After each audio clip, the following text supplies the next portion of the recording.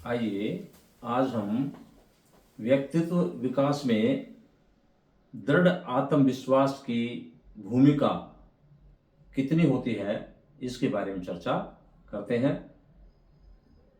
हर व्यक्ति चाहता है कि मैं आत्मविश्वासी बनूं, लेकिन आत्मविश्वास मजबूत बनाने के लिए बहुत कुछ करना पड़ता है, कड़ी मेहनत करनी पड़ती है।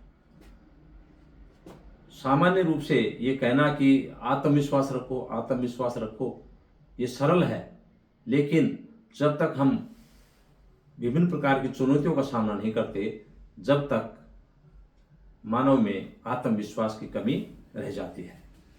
यहाँ हम ये देखते हैं कि आत्मविश्वास या दृढ़ आत्मविश्वासी होने का अर्थ ये नहीं है कि आप पूर्ण हो गए हैं या अब आप में विकास और परिवर्तन की कोई गुंजाइश ही नहीं है।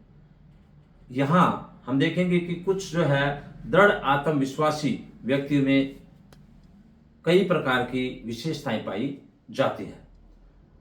दृढ़ आत्मविश्वासी व्यक्ति हमेशा कठिन व मुश्किल परिस्थितियों का सामना करने से पीछे नहीं हटता।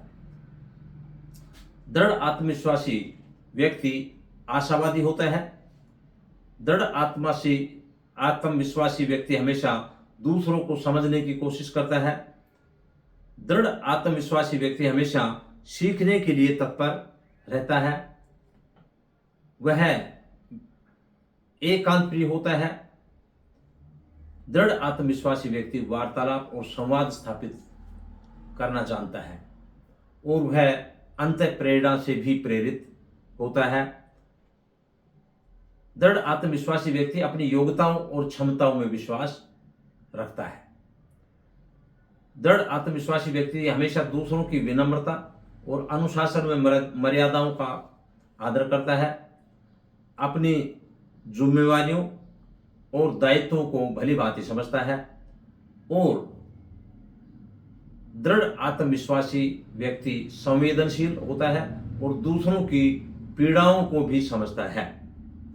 यहां हम देखते हैं कि आत्मविश्वासी बनने के लिए हमें कड़ी मेहनत करनी ही पड़ती है। मैं 3 एग्जाम्पल अपने लोकल के दूंगा कि किस तरह से एक विश्वासी व्यक्ति जिसने दृढ़ निश्चय कर लिया है कि मुझे ये करना है तो करना ही है। मेरा एक विद्यार्थी था लगभग 10 साल पहले नारनौल में, उसके 55% नहीं बन पाए ज्योग्राफी के अंदर। अब वो नहीं टीचर बन सकता ढंग से, नहीं प्रोफेसर बन सकता और उसमें आत्महीनता की भावना आ गई कि सर मैं तो क्या करूं, मैं कहीं का भी नहीं हूं। और वो मेरे पास सलाह लेने के लिए आया। मैंने सबसे पहले उन्हीं से पूछा कि आप क्या बनना चाहते हैं। उसने कहा कि मुझे कम से कम ऐसा रोजगार मिल जाए 5-7 हज़ार रुपए का जिससे कि मेरा गुजारा चल जाए और उसके लिए मैं बीएड करना चाहता हूं। तो मैंने उनको समझाया कि बीएड में भी कम से कम 70,000 के करीबन तो लगेंगे ही, फीस के लगेंगे। फिर भी आप 2 साल फिर तैयारी करेंगे नेट वगैरह की, एस्टेट वगैरह की, तो उसमें भी तैयारी चाहिए। इसकी परसेंटेज आपकी है नहीं, तो ये पैसे फिर भी बेकार जाएंगे। सिर्फ 5-7 हज़ार रुपए की बजाय आप एक कोर्स कर सकते हैं रिमोट सेंसिंग जीआई, जो हमारे ज्योग्राफी में है और सस्ता भी पड़ता है और जॉब ओरिएंटेड आज भी है और 10 साल पहले भी था, लेकिन आज भी बच्चों का रुझान नहीं बन पाया है। बहुत गिनती के व्यक्ति हैं जो रोजगार के बजाय सरलता की ओर चलते हैं, उनमें आत्मविश्वास की कमी होती है। तो उसमें देखिए उसके आत्मविश्वास कैसे जगाया कि उसने सबसे पहले तो कहा सर मीडियम क्या है। मैंने कहा भाई इंग्लिश मीडियम है। तो वहीं उसका जो है आत्मविश्वास डगमगाया गया कि मैं इंग्लिश में पास नहीं हो सकता। मैंने उसका आत्मविश्वास और मजबूत किया कि मेहनत करके आप कंप्यूटर की तैयारी तो कर सकते हो, कंप्यूटर में प्रैक्टिस कर सकते हो, उसमें आत्मविश्वास जगह हाँ कर सकता हूँ। इंग्लिश में मेरी कमजोरी होगी, कोई बात नहीं, इंग्लिश में तो पास मार्क ही चाहिए। उस बच्चे ने कड़ी मेहनत की, कड़ी मेहनत करके रिमोट सेंसिंग और जीआई से डिप्लोमा किया जो काफ़ी वैल्यूएबल है। 1 साल का किया, और करने के बाद में कड़ी मेहनत को इसलिए की, उसको पता था कि रोजगार और कोई नहीं मिलेगा, और जो है मेरे पास इतने पैसे भी नहीं है, कम पैसे में बढ़िया मेहनत की। आज वही बच्चा यूएसए की कंपनी में कम से कम 1.5 लाख रुपए से ऊपर ले रहा है, और आईआईटी के बच्चों को ट्रेनिंग दे रहा है, और साथ साथ वो हवाई जहाज में जाता है, कंपनी उसको किराया देती है और अच्छी सैलरी देती है। तो कॉन्फिडेंस किस लिए बना? क्योंकि उसको जरूरत थी उसकी कड़ी मेहनत करने की, और वो उसने की, क्योंकि उसे रोजगार की जरूरत थी। इसी प्रकार से आप ये भी देख सकते हैं कि जिस बच्चे के 33% आए हों 8th क्लास में, और वो दृढ़ निश्चय करे कि मुझे बनना है, कुछ बनना है, तो ऐसा भी मेरे पास एग्जाम्पल है जिसके मैट्रिकुलेशन 8th में 33% थे, पास मार्क थे, और वो बच्चा कड़ी मेहनत करके प्रोफेसर बना, एमफिल किया, पीएचडी किया, यूनिवर्सिटी टॉप की। तो यहां दृढ़ निश्चय, दृढ़ आत्मविश्वास का मतलब कड़ी मेहनत के सिवा कोई चारा नहीं है। हम बार बार मेहनत करें नहीं और हम कड़ी विश्वास की बात करें, कई बार हम अज्ञानता के कारण से भी हम आत्मविश्वासी नहीं हो पाते हैं, आत्मविश्वास डगमगा जाता है। जैसे कई बार ताकत होने के बाद में भी आपने देखा पांडवों के अंदर ताकत बहुत थी, लेकिन लड़ने की आत्मविश्वास की कमी कोई ना कोई थी। तो श्री कृष्ण ने उनको खूब शिक्षा दी। एक तरफ 100 से ज्यादा कौरव हैं और सिर्फ पांडव 5 ही हैं, और उनको आत्मविश्वास से भर करके मजबूती के साथ उनको तैयार किया, उनकी कमियां बताई कि तुम्हें अपना कार्य करना चाहिए, और इस तरह से उनको तैयार किया। आत्मविश्वास के कारण से वो विजयी हुए। इसी प्रकार से हम कहते हैं कि आत्मविश्वास एक बहुत बड़ी बात है। आत्मविश्वास दृढ़ करने के कुछ उपाय भी हैं।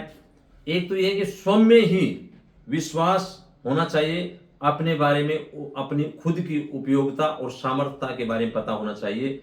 और इसमें आत्मविश्वास का हम एग्जाम्पल 3-4 देंगे बहुत ही, बाकी तो आत्मविश्वास तो कड़ी मेहनत और नॉलेज के बगैर भी नहीं होता है। कई बार नॉलेज नहीं होती है, ज्ञान नहीं होता है, तो हम जबरदस्ती कोई कार्य करते हैं तो कामयाब नहीं हो पाते हैं। तो यहाँ देखेंगे स्वामी दयानंद 1824 में जन्म हुआ, राव तुलाराम का जन्म हुआ 1825 में हुआ। इसी प्रकार से उन्होंने अंग्रेजों के खिलाफ लड़ाई 1857 में शुरू कर दी थी। सुभाष चंद्र बोस ने अंग्रेजों को भगाने के लिए आत्मविश्वास के कारण से एक मजबूत दृढ़ निश्चय कर लिया था कि इनको देश से बाहर भगाना है, देश को आजाद कराना है। यही निश्चय के कारण, इसी निश्चय के कारण से हम देखते हैं देश आजाद हो पाया। अगर हम यही कहते हैं कि 1000 साल हो गए हैं और भी गुलाम होते रहेंगे तो कभी भी देश आजाद नहीं हो पाता। इसलिए दृढ़ निश्चय के लिए कड़ी मेहनत होनी चाहिए और आत्मज्ञान होना चाहिए, अपने आप को जानने का प्रयत्न करना चाहिए, आत्मस्वीक सेल्फ एक्सेप्टेंस भी होना चाहिए कि मेरे अंदर क्या क्या बुराइयां हैं और कौन कौन सी अच्छाइयां हैं। बुराइयां हैं उनको त्याग करना चाहिए और अच्छाइयों को स्वीकार करना चाहिए। सेल्फ रेस्पेक्ट, आत्मसम्मान। स्वामी दयानंद ने भी आत्मसम्मान की बात कही थी कि अपने देश के अंदर रहना है तो हमें अपना ही देश और अपना स्वाधीन देश होना चाहिए, और उसके लिए आत्मसम्मान बहुत ही जरूरी है। गुलामी के अंदर आत्मसम्मान मर जाता है, इसलिए देश को आजाद होना चाहिए।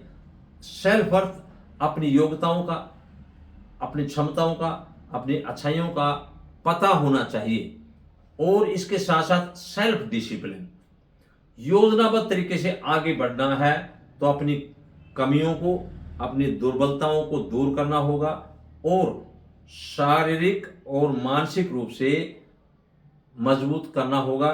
और आत्म संतुष्टि भी होती है जब आदमी पूर्ण रूप से तैयार होता है, आत्मविश्वास दृढ़ होता है तो आदमी को संतुष्टि भी मिलती है। कितने ही एग्जाम्पल हैं जिसने देश की आज़ादी के लिए अपना सर्व कुछ त्याग कर दिया। ये सारा दृढ़ निश्चय के कारण से हुआ। दृढ़ हमारा जो आत्मविश्वास है उसके कारण से आज हमारा देश आज़ाद हो पाया है। Thank you.